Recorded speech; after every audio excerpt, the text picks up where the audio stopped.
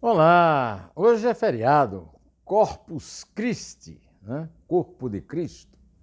É um feriado nacional, é o dia 3 de junho de 2021, uma quinta-feira, portanto a oportunidade de um feriado apertado também, um feriado ali enforcado, como se diz no Brasil. Eu não enforquei nada, eu trabalhei normalmente na Rádio Eldorado, fiz os meus comentários no Jornal Eldorado, às 7h35 da manhã, e estou aqui para cumprir o meu dever para com os meus 326 mil inscritos no canal YouTube, dando-lhe bom dia, agradecendo de forma muito empenhada e penhorada todos aqueles que acompanham os meus vídeos diários, que curtem, que comentam. É um prazer estar com vocês, eu agradeço muito a quem faz isso. Eu hoje resolvi gravar mais cedo, ontem eu gravei um pouco mais tarde, e hoje, feriado, é muito difícil que aconteça alguma coisa que pudesse interferir nesse vídeo assim ao longo do dia.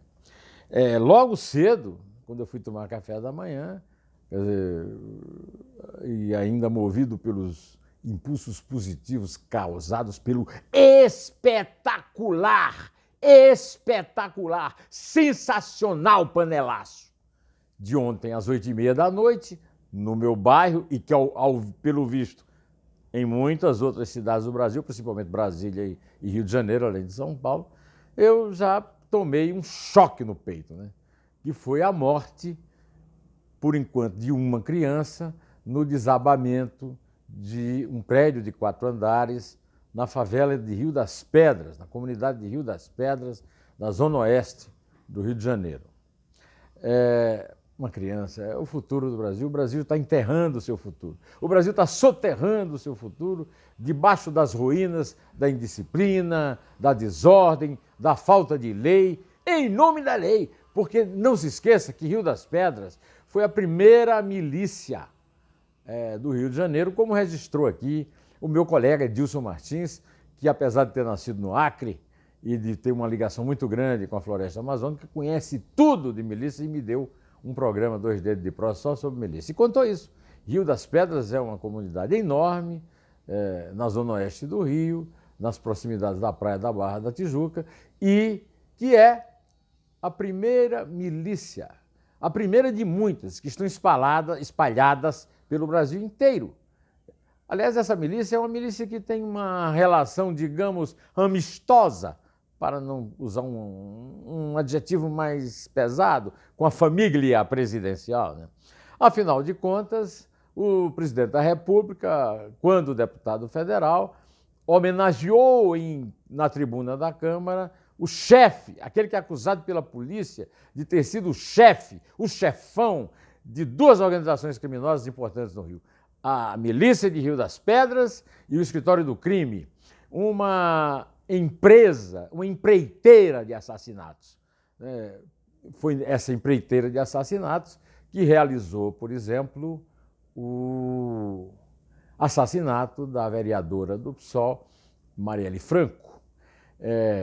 Segundo constava de reportagens da época, o Escritório do Crime também era chefiado pelo capitão Adriano da Nóbrega e contratava ali mortes, né, assassinatos, num quiosque na praia, nas proximidades do condomínio onde moram o presidente Jair Bolsonaro no Rio, um filho dele, o Carlos Bolsonaro, e um dos acusados de terem executado a Marielle Franco, o Rony Lessa.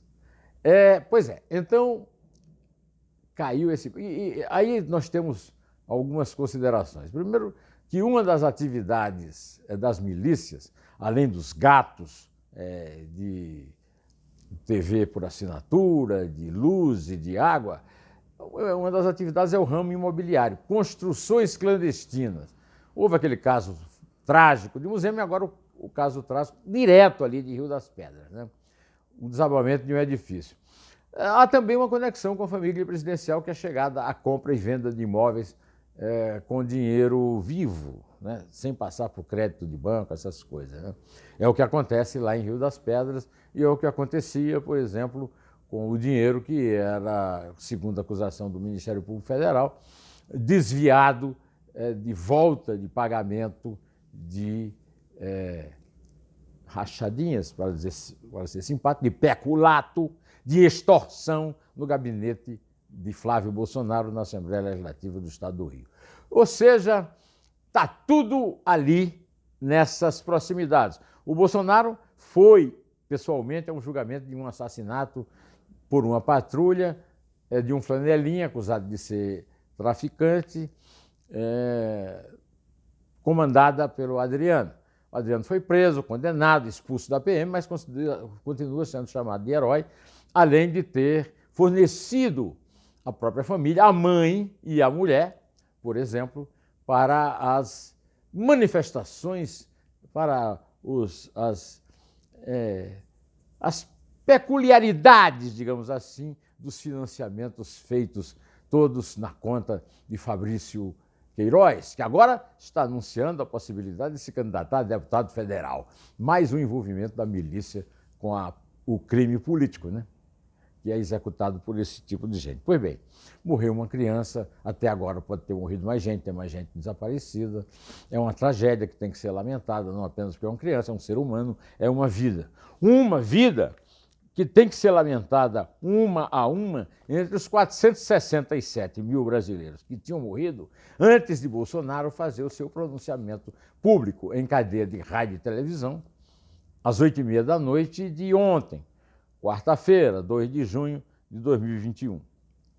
O Bolsonaro, agora, não sei se aconselhado por assessores, lamenta, mas lamenta de uma forma burocrática, sem sentimento nenhum, sem demonstrar nenhuma emoção, sem se referir a números que são acachapantes. 467 mil brasileiros, uma pilha de cadáver imensa. 12 Boeings caindo por dia numa comunidade, né? É burocrático é burocrática a tentativa de se parecer solidário com essa gente feita pelo presidente no 9º pronunciamento, que não substitui o impacto e a dor causada na doutora Luana, como é que é mesmo o sobrenome da moça?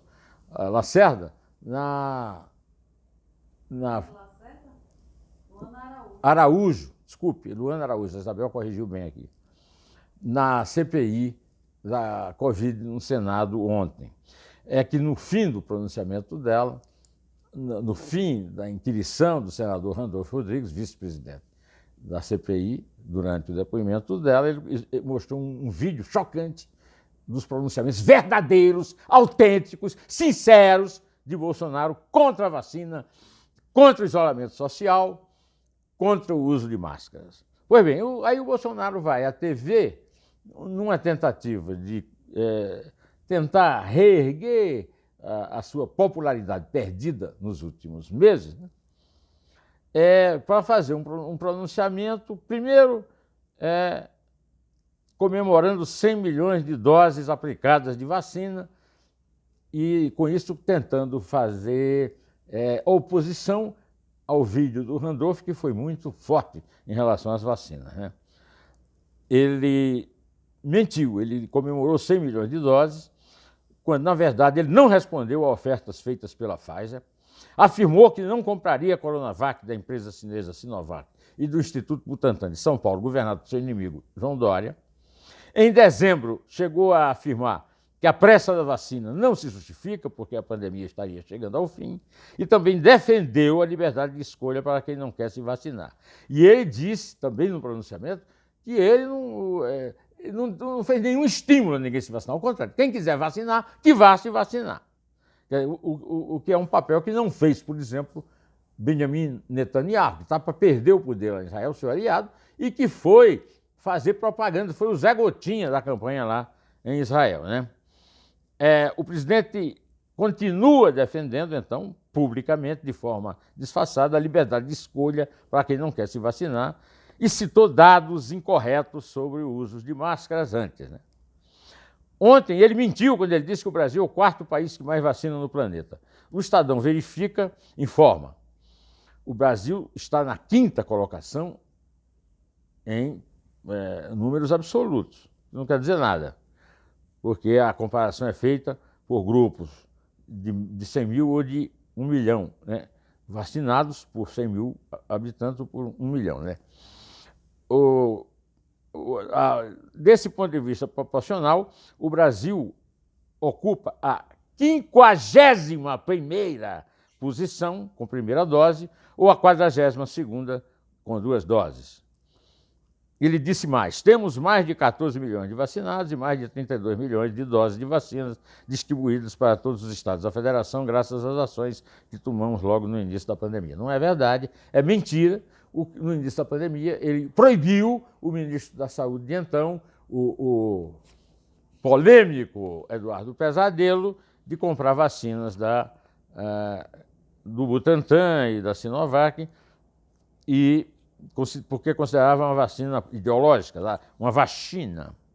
Segundo os dados do consórcio de veículos de imprensa, os vacinados é de menos de 13 milhões no país. Até ontem, segundo o consórcio, 26 estados e o Distrito Federal contabilizaram 28 milhões e 600 mil doses recebidas totalmente do governo federal. Mais uma vez, ele perdeu para o Dória ali nessa corrida, porque quando no ano passado ele anunciou o começo da vacinação, o Dória entrou na frente e vacinou primeiro. A primeira brasileira vacinada foi pela Coronavac, pelo Dória, aqui em São Paulo. Agora, ele está prometendo a imunização total dos adultos este ano. O Dória está prometendo 2 meses antes, em outubro, pelo menos a primeira dose aplicada. Ou seja, o Dória chegou um pouco antes. Né? Ele anunciou também um acordo assinado entre a Fiocruz, que é federal, mas é governada pelo PCdoB, pelo PSOL, que manda na Universidade Federal do Rio de Janeiro, não é ele, não é o Ministério da Educação, ao contrário do que ele faz querer. E também ele fez um anúncio meio genérico, não no sentido dos medicamentos genéricos, né? Mas genérico. De acordo com o laboratório Biomanguinhos Fiocruz citado no Verifica Estadão, a produção do insumo que ele anunciou agora, do insumo farmacêutico ativo, o IFA, deve começar depois de maio, mas voltou a criticar medidas de isolamento social. Pois é, o crescimento de 1,2% do PIB, que ele comemorou também, foi uma boa notícia. Agora, essa boa notícia está tendo dificuldade de chegar aos mais pobres, que tiveram o tal do acordo emergencial muito reduzido para poder pagar 3 bilhões de reais, diga-se de passagem, né, para parlamentares do centrão que o sustentam no poder, evitam seu impeachment, apesar dos muitos crimes de responsabilidade que ele tem cometido, porque, veja bem, a realidade da baixa camada da população é terrível. Este ano, o consumo de carne é o menor desde 1996, deve ficar, quando o ano terminar, 5,3% abaixo do pico. Vá a uma favela e verifique onde houve o crescimento ao qual ele se refere. Né? Ele disse mais: destinamos em 2020 320 bilhões para o auxílio emergencial para atender os mais humildes. Esse montante equivale a mais de 10 anos de Bolsa Família e mais de 190 bilhões para ajudar os estados e municípios. Desse dinheiro, por exemplo, foi dinheiro para Manaus, para o Amazonas. E agora o governador do Amazonas sofreu uma busca e apreensão da Polícia Federal. Ninguém se lembrou, primeiro, que o Wilson Lima é bolsonarista. Foi eleito pelo Bolsonaro e fez tudo o que o Bolsonaro mandou. Por exemplo, quando os comerciantes de Manaus foram à rua protestar contra um fechamento, Eduardo Bolsonaro publicou um e-mail dizendo que quem mandava era o povo e o Wilson Lima recuou e abriu tudo e deu aquela tragédia de Manaus. A tragédia de Manaus foi inspirada num conselho dado pelo Eduardo Bolsonaro, e vocês imaginam de quem o Eduardo Bolsonaro recebeu esse conselho. E o Bolsonaro está fazendo uma maior força para pegar governadores que roubam, e nisso eu estou com ele, através da CPI. Agora, o primeiro que pegaram é um bolsonarista.